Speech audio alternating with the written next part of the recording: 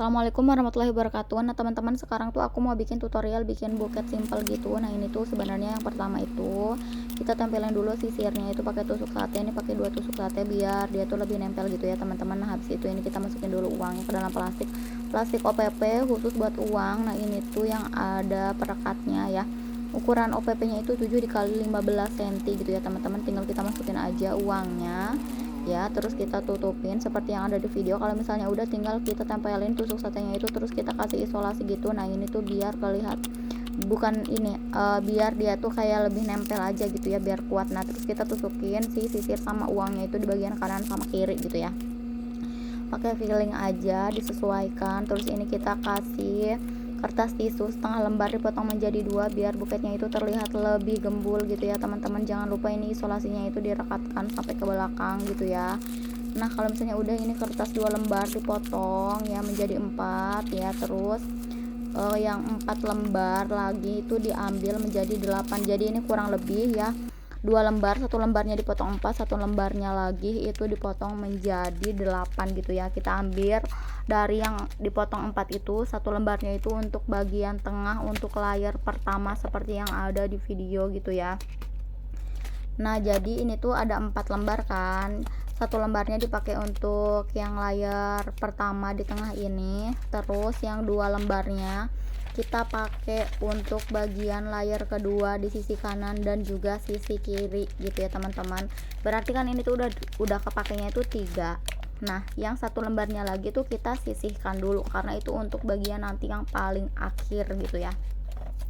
Nah ini seperti biasa kita kasih isolasi dulu ya, isolasinya itu direkatkan sampai ke belakang biar buketnya itu nempel dan juga apa itu disebutnya itu kuat gitu ya. Nah ini tinggal kita ambil 1 lembarnya lagi untuk bagian satunya teman-teman ya, pakai filling aja biar kelihatan si buketnya itu udah cocok belum gitu ya, udah rata belum gitu ya teman-teman. Nah kalau misalnya udah, tinggal teman-teman kasih isolasi seperti biasa ya, seperti itu.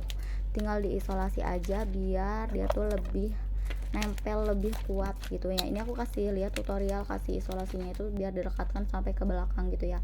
Nah ini terus kita ambil dari yang 8 lembar itu ya, semuanya itu kita pakai ya, masing-masing 2 lembarnya itu per kanan kiri gitu ya. Ini untuk layar ketiga, untuk layar keempat juga ini kita pakai kanan kiri gitu ya.